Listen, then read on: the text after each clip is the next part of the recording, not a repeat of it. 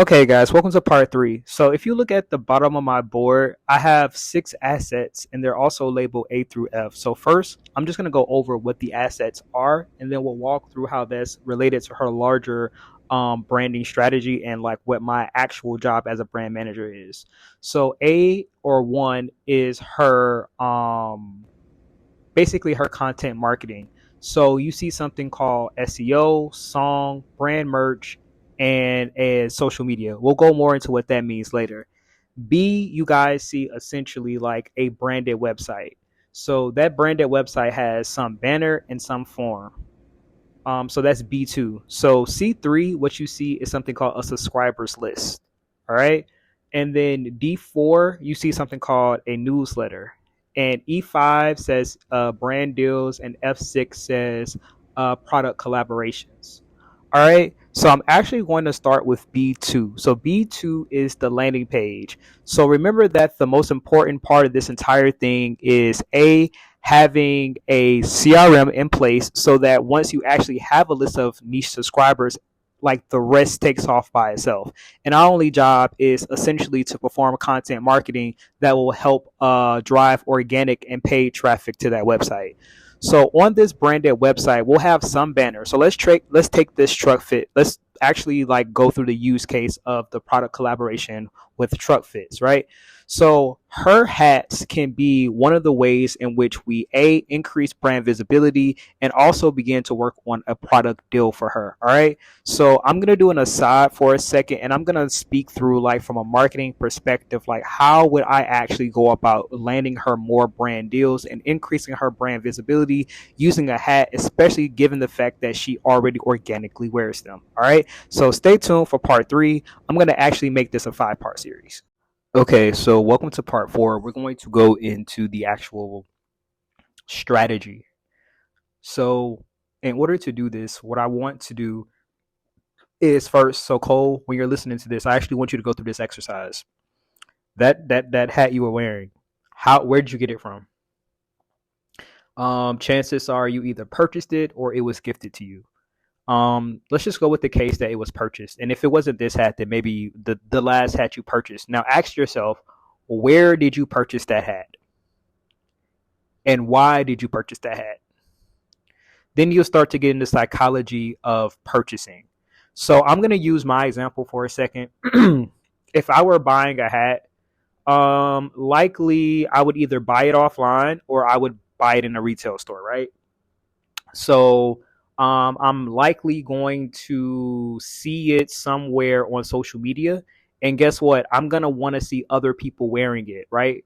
And what is on the hat matters. So that goes into the product collaboration that I want to do. So with the already established hat brands, what I want to do is have a collection that has motivational speakings, right? Or sorry, motivational sayings. So it's going to be about what's on the hat. And that's going to come from, if you guys go to my board and you see SEO. So SEO stands for search engine optimization. So we're going to pick a targeted group, right? A specific demographic. And what we're going to do is like look at like pain points. So in the example, right, when Most Wanted does their interview, I believe that they say that the song that they're promoting is like a smoke song, right? So that's our demographic right now. For right now, what we want to do is create a product that our smoke community would respond to. And instead of trying to sell your music, we're going to use your music as a marketing tool. So first things first, right? So if we know that we are selling this product line to individuals who enjoy smoking, what we want to do SEO wise is find out like what are things that individuals who are smoking, what are they searching for? What are some of the pain points of smoking? Like what's the whole smoking experience, right? So as far as the art part, like let's actually like what is it like let's get into that mode, right? You are about to roll up. Are you with your friends? Are you chilling? Whatever. So we're gonna have that visual, and we're also going to have in our back pocket the very technical part. I will have done market research to say, okay, your demographics, they're searching for these things or they're using these terms, and that's going to determine what we put on these hats, because that's how we're going to target them, like cool things that someone who enjoys smoking would say. And what we're going to do is have blog content, SEO rich content that is going to match the search intention of the buyer at different phases of the sales funnel, right? Your first, I like to start with the buying point, right? So we want to make sure that we show up, our content shows up, we have a presence where people actually go to purchase hats. So I said in my case, it'd be in retailers and online. So what we want to do is make sure that the platforms, as far as like online goes, like for example, if it's Etsy, if it's whatever the most popular platform is already, where they allow you to sell hats, we want to make sure we have a platform there. Now on our website, remember how I said we're going to have this branded website? Not only are we're going to first just have this landing page where people can request this particular product line, right? Before we go crazy and like order a gazillion of these, right? We're going to have, they already, I think, have a song. We're going to have some merch. We're going to have some content marketing strategy, right? That's all about this hat. And we're going to use that song to make that cool, right? The swag in the video, the visuals, the experience. We're going to be doing things with social media like actually gifting different people, because what we're really trying to do, if you guys notice on that website asset, there's something called a form. What we want to do is get a subscribers list of individuals who say, oh my gosh, this brand is really cool. I want to know when you guys drop more stuff. That is our number one goal. So we want 1,500 of those people. So let's go into like the goal, like this kind of goes into the business goals that I have for Cole. So my goal is always, whatever the campaign is, I want 500 monthly visitors coming to that website. All right, qualified sessions.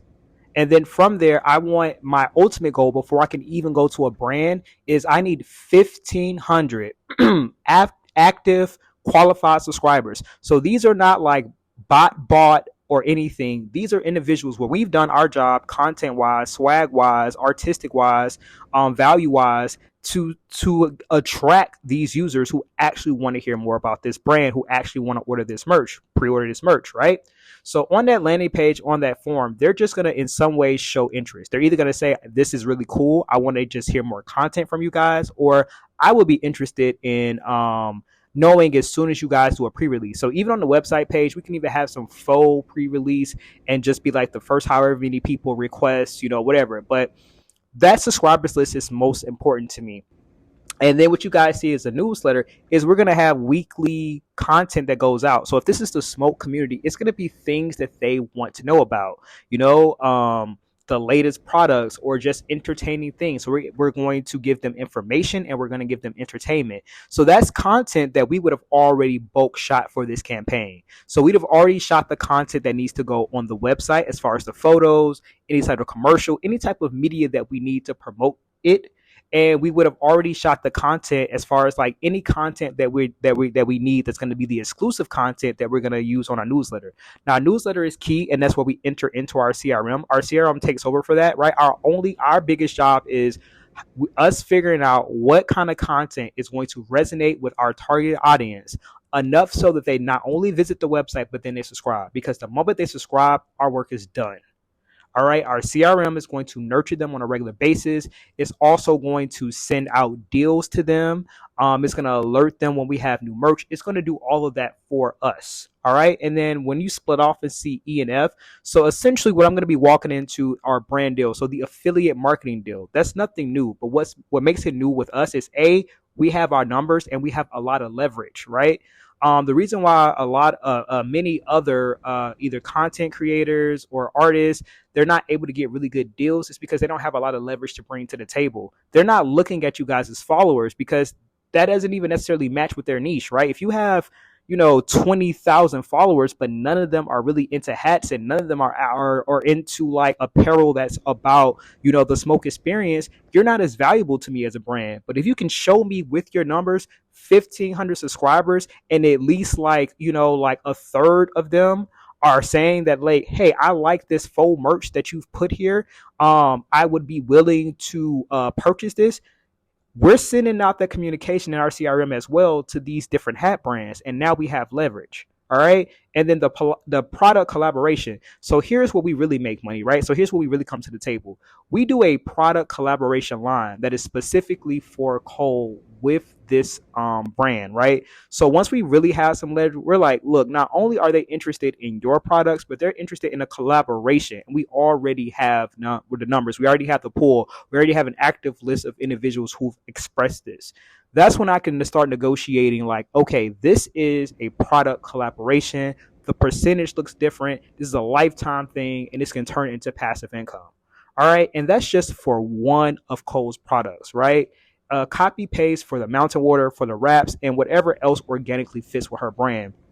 Same thing. We want to start with brands that are already in demand. So if that truly was mountain water that Cole was drinking, I would create some sort of campaign where we're going to use content marketing in many different facets to drive traffic to that website.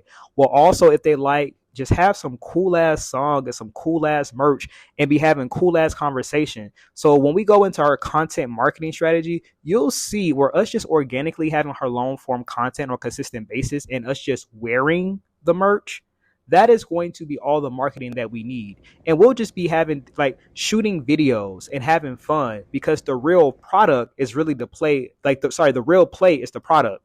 The visuals, the song, all of that is just marketing, marketing, marketing, marketing, so that we can get more people to know who we are, to drive them right back to that website. All right, guys. So I've gone into detail as far as like what my true job is as a brand manager and how that would work for Cole. All right. So I gave this to you guys, and I believe a 4-part series. So going forward, what you guys would just see is Cole and I working together to onboard her. I hope this was very helpful. And if you are an independent artist and you're trying to figure out how to actually earn income from being an artist, make sure you check out this series for more information. All right. Peace.